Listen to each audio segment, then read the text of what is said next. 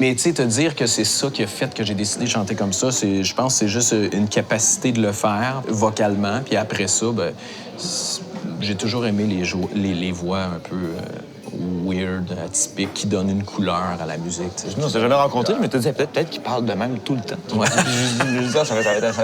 Ça va être intéressant. Mais je t'ai dit, essaye de pas. Faut pas que tu ris. Donc.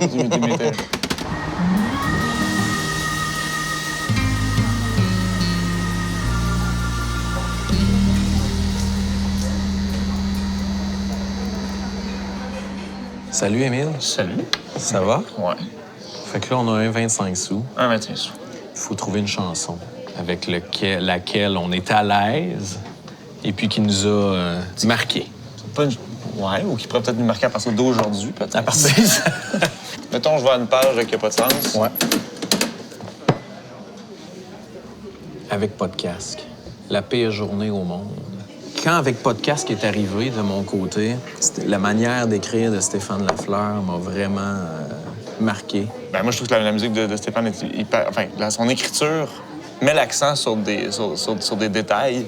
Des fois que, justement, c'est autant dans la tournure de la langue que que je dirais de dégager de la beauté de quelque chose. On dirait qu'il n'y a pas eu d'effort pour la trouver. Ouais, même ça devient de la poésie avec des choses totalement banales, comme des ronds-poils ou... Ouais. Tu sais, il y a quelque chose de très fort dans son écriture, effectivement. Puis il faut que tu t'arrêtes, tu sais. Le Dôme de Jean Leloup, c'était un voyage au secondaire. Là. Je pense que j'avais 15 ans, puis tout le monde se passe son Walkman. D'un coup, j'étais tombé sur celle-là, puis j'avais l'impression que quelqu'un nommait quelque chose. C'est comme si cette tournée mais comme rentrer dedans. Ouais. C'est un des grands souvenirs de moment où je me disais, une chanson peut être une grande source de consolation. Ouais. Moi, ado, j'écoutais pas les bandes du monde de ma classe. Moi, j'écoutais de la musique de film. Puis souvent, ce qui m'a frappé dans les chansons, c'est quand, tout d'un coup, le voyage pouvait être cinématographique aussi. Puis cette chanson-là, ça l'était complètement. Complètement, ouais. Connais-tu J'ai la tête en gigue de Jimmy Bertrand? Non. J'ai fait l'hommage à Corcoran à Belle et Bonne, puis j'ai eu à chanter cette chanson-là, puis ça m'a permis de me replonger dans cet album-là, tu sais, la tête en gigue. Que tu connaissais déjà ou pas du tout? Que j'avais déjà entendu, mais tu sais, je peux pas dire que j'avais écouté attentivement cet album-là. Puis c'était un bout là, de la chanson maintenant, là, vu que tu l'as appris pour une semaine, mettons. Tu t'en rappelles-tu? Un bout oui. qui t'a fait « Ah, ça, man, je trouve ça. » Et j'avais un télésouffleur.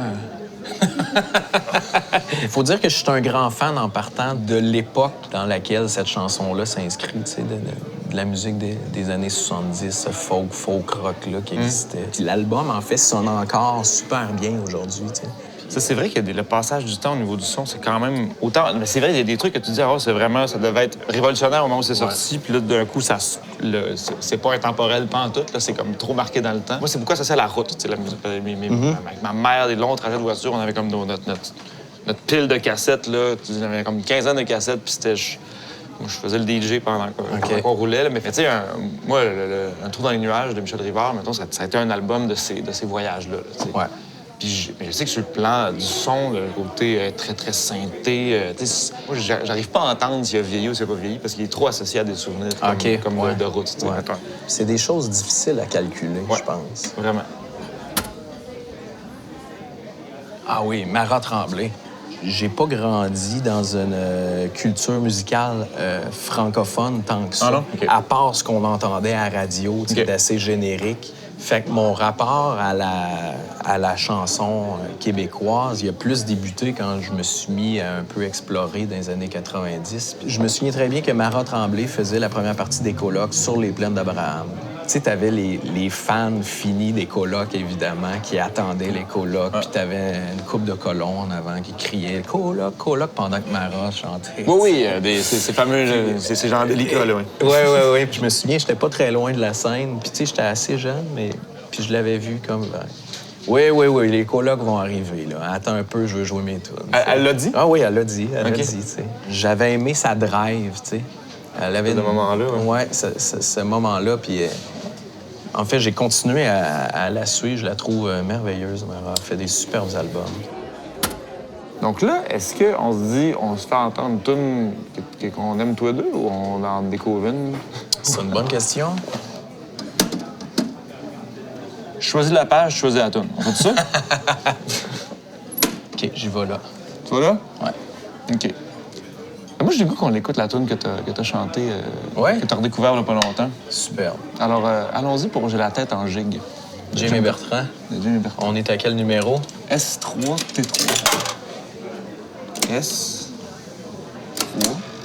Ça doit être ça.